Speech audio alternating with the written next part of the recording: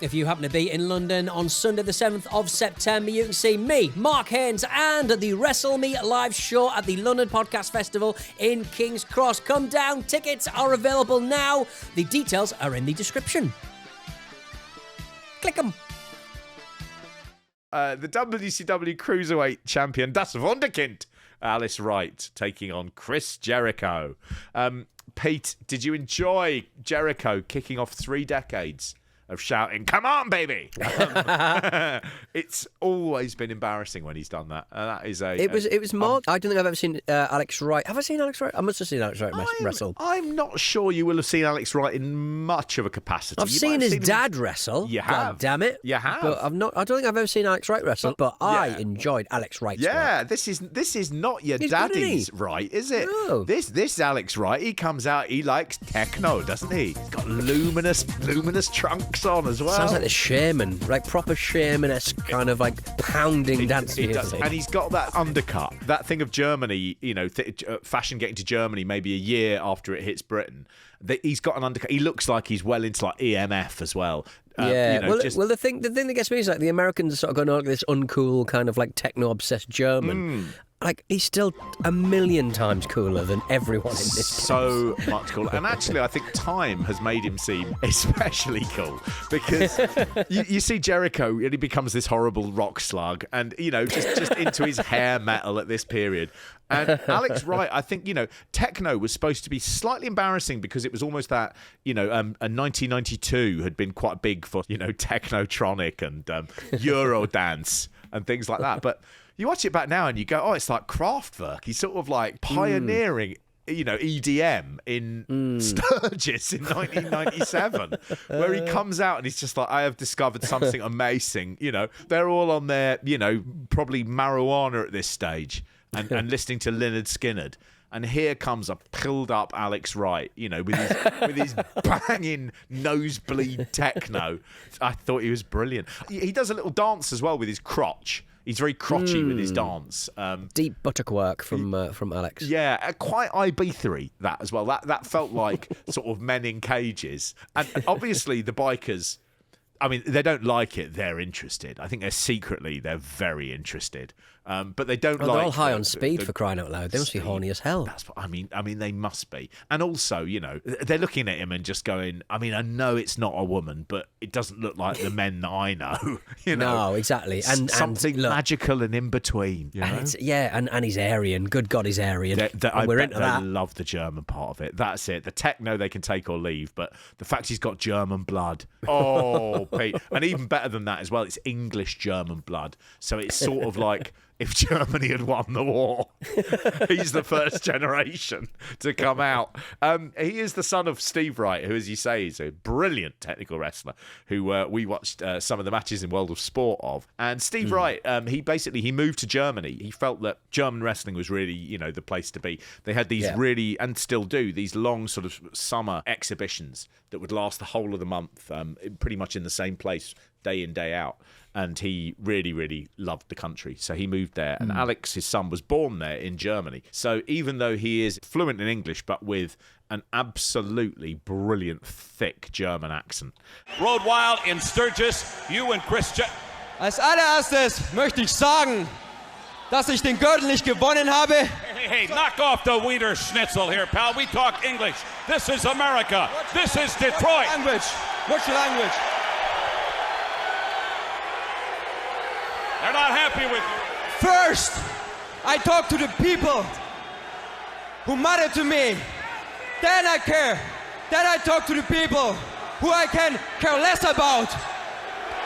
You're number one with this guy over here in the third row. He just gave you the signal. They do mention at one point, actually, they say both men are second-generation stars. And it's not true because Jericho's dad, he was a hockey star. But that's not second generation, is it? It's like saying we're second generation podcasters because your dad worked, he was in the Navy and my dad was an accountant. Second generation podcasters. We're the first generation. We are actually. I hope none of our children are ever in the position where they have to do podcasts. No, it's one down from OnlyFans. I know. I want my kids to have a productive and useful life. This is a good match. I mean, the crowd only enjoy when Alex Wright, he accidentally gets crotched on the top rope, and they do think that's good. They're really like, oh, that's good. I enjoyed that. But it's also, I think it's because it's centering it around his crotch privates. that they're obsessed with. Yeah, they're interested in the privates, aren't they? In this German nymph. They are fooled into thinking that Jericho is cool because they are like, well, he's got hair like us, and he's like obviously likes rock. And I think all it takes, though, isn't it? They get pulled in. They shouldn't do. That's it. They're fooled because normally Jericho would be booed. People would be like, you're like a poodle rocker. You've got that sort of silly D. Snyder or a Striker feel to the way that your rock is. And the bikers are just like, they're happy with that.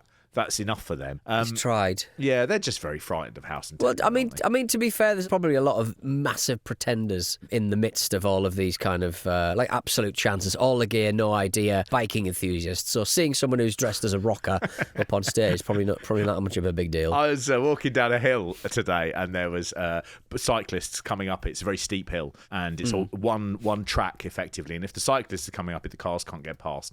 And there was a car second, with the cyclists and giving them time coming up the hill.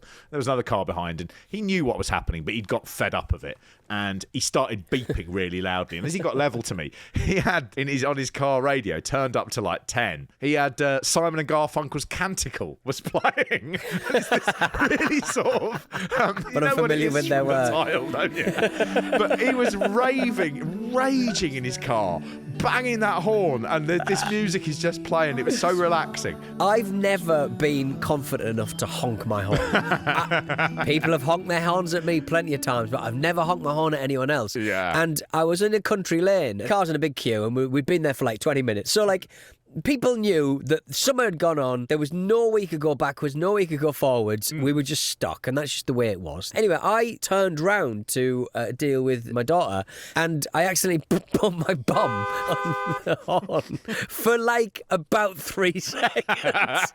Like, after 20 minutes in this queue, I'd suddenly just had a Michael Douglas falling down moment and went, like no one else had thought of it. It's a rude thing to Picture do. you with the white hot panic when it was happening. Your bum pressed against the wheel, and turning around and pushing it more bigger as you did it. About to cry because she can't work out why your face is so sort of like alarmed, just terrified. The whole thing turning around and making it worse by like oozing more weight into the horn. It's so antisocial. I'm going to tell you, there is nothing worse than beeping the horn and someone stopping their car and the door opening. There is nothing worse than that. That is one of those things that it's very easy to beat people when you're in your little safe box, isn't it? Yeah, and then suddenly as soon as the box is open, then that becomes an entirely different matter. Man, this again, it's a okay match. You'd never go back to it. But Alex Wright gets a roll up and he pins Jericho.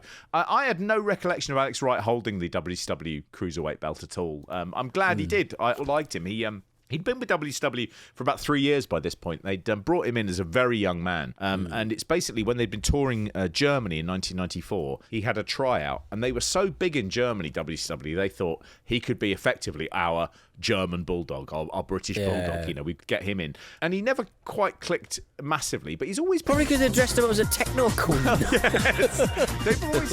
He's always been very, very popular. And more recently, in recent years, he's almost had sort of like a proper cult appeal.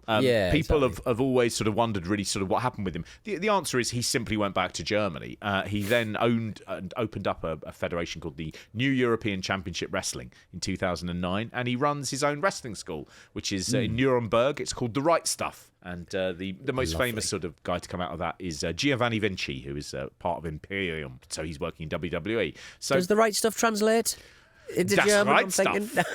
I presume so. He seems sort of like with people, I think very much like, why doesn't he ever do conventions and stuff? I think it is just a case he was on the other side of the world. But he has more recently been turning up to conventions. And of course, he would have a couple of runs under different things. He was basically in WCW until they closed in 2001.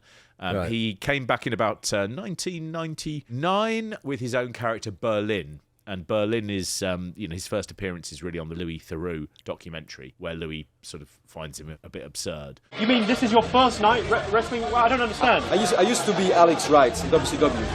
and I used to dance techno. But the American people are not very familiar to techno. So I changed just to be a bad, mean guy. Like I said before, I was Alex Wright, now I'm Alexander Wright. Let's take a step back and look at you, because now you're rocking a whole different look. But this is not my wrestling gear. No? What's your new look when you're going to be in the ring? What will you be wearing? Well, I have a leather jacket on, a long one, no sleeves, high boots, and of course the glasses, and the stick. And Achtung, Achtung, here is Alexander Wright. Excellent. But he was a rivet head style industrial music fan. I like the way Alex Wright is just very much like, all my career must be about underrated German forms of music and Europop. I really admire that. I like it at the end of this match where his music plays and he retained it rather, and he tries to do a little techno dance, but he can't because he's so damaged. Yes, but he wants to. He wants to get funky, but he can't. I want to get funky, but all it is pain. Please make that the Alex Wright t-shirt. Luckily, I mean, we have got a proper laugh out loud moment here, haven't we? Where Mean Gene reveals he's only gone and had a fucking tattoo done. He's only gone and had a tattoo on. Oh my days! I love old men. Sort of slightly gingery skin, sun damaged, booze damaged, liver spotted skin. From I love it. All the nights where he's just passed out in his Florida garden, woken up at 11 a.m. The best bit for me is my pants. And they're over there. The thing that I'm obsessed with is he takes off his jacket, and the jackets have really big shoulder pads for Gene. And when he takes it off, he's shaped like a sort of bowling ball. He's got no shoulders, and he just looks like such a little old man. And getting his arm out with that big tattoo on, and I was thinking, for that little reveal, he had to take his top off. They had to wash his arm. They had to put it on, get it on, make sure it was all done. He had to dry it, and him walking around for like an hour after, just going, "Hey, check this out." I was just like, the amount of misery to get that on his arm. That one little bit in a terrible show. I mean, he didn't even put the logo on the ring, but they put the logo on the Gene. Oh, it's proper good. That's a bit where they show a Sturgis and they do an overhead shot, and it just looks like big warehouses, just a place made of warehouses, and bikers just nowhere, hanging out on the fucking pavement. I don't even know what they do. They just park up, and then you sit on your bike and you sort of go, how much longer does this go on? Don't know. Conan, a member of the NWO, taking on Rey Mysterio in a Mexican grudge death match. That sounds more exciting than what we get, isn't it? It really is, and it's rare to. I mean, Ray's always going to be good, but it's rare to see a match where you go, I don't want to watch this. No. And like, I don't think that any of the bikers cared that Conan removes or half removes Rey Mysterio's mask. No, this is really annoying as well, because what you do is you go, in a meaningless match that didn't really mean much and wasn't good and didn't end how it should have done. They had... Just to explain the match, by the way, the match is Conan just bullying Rey Mysterio on the floor, and Rey Mysterio has a comeback where he sort of messes it up, and then Conan bullies him a bit more, and then Rey submits. It's just absolutely bananas. I can't even remember. Was it his knee or something? What was he working a load? Was it his knee or his wrist? I forget. Within its own internal logic, this whole thing is wank, right? And what's really annoying is in the midst of this, you have Conan just go, I've taken his mask off, taken the little cunt's mask off, and he covers his face. There's no reaction, because these people aren't wrestling fans, so it wouldn't matter to them. And he then gets it back on, and it sort of says, oh yeah, all these people over the years, you just take their mask off. It's not hard. You can have it. You don't have to fight for it. Just take it. You want it, take it's there, yeah. It comes off. It's like capture the flag. Yes. Just take it. He does it. Again, bad sort of booking on Rey. Really weird, stabby, bad guy music. You don't want to always portray Rey as like a little Disney character hummingbird kind of thing at this stage. He, oddly enough, I mean, his very first gimmick, he was called Hummingbird. But you don't want to necessarily make him look like a child or a cartoon character. But they give him music that you would basically give Sid Vicious, and it's really sort of aggressive and stabby, sinister music. And he comes out and he's like, And here he comes, and the jury is out and if he is 100% or not. Apparently the other night in Detroit he fooled all of us, including Conan, and he was. Well, when we arrived earlier today, it was painfully apparent to me that Rey Mysterio was favoring his leg. You could see him walking awfully gingerly backstage. To do this to Rey Mysterio, one of your best talents, in front of a group of bikers, to sort of go, small people are awful, are rubbish, and a shaven-headed big bully is the best. It just doesn't make any sense. I mean, he starts doing leg drops at one point, Rey Mysterio, after ages of watching his leg worked over, which again didn't make any sense. So he's as much to blame in this as anyone. And then he does he tries to do a springboard somersault leg drop. Yeah, it was surprisingly botchy from it Ray. was. Very surprising. He sort of does it off the bottom rope as well. And that's, I mean, if you jump on the bottom rope, you're just going to land on the mat. It's always going to be, it's not going to work. I don't want to tell Rey Mysterio how to be a high flyer, but he's forgotten in this one. And I thought, is this part of him telling the story like his leg is so damaged? But the commentators, the commentators, I swear, are like 10 degrees away from just going, well, that was fucking crap. It's so awful. Conan does a stump puller, and then, Ray taps out, and then Conan starts beating him up after the bell as well, as if he didn't sort of go, Rey Mysterio's ruined enough. But yeah, he does his tequila sunrise, it's called. Tequila sunrise sounds like a really exciting move, and it's actually a stump puller where you sit on sort of someone's shoulders and then pull their leg up. And, right, okay, that's not a tequila sunrise. No, I would say the pulling of the leg is like the pulling of a draft lager, like a Michelada or something. It's one of those. Yeah, a Michelin. A Madri. A Madri, a lovely Madri, yeah. I love Madri. You do know Madri. If you ask a Spanish person about Madri, they will have no idea what you're talking about. No, yeah, I believe it is just made in like Essex. Yeah, it's a Worcester, I think, something like that. Brilliant. It's a good bit of branding, that. Well done, the lads. I mean, this is, I think, as in terms of like action and psychology and just reaction, this is as bad a match as Rey Mysterio has ever had. Completely agree.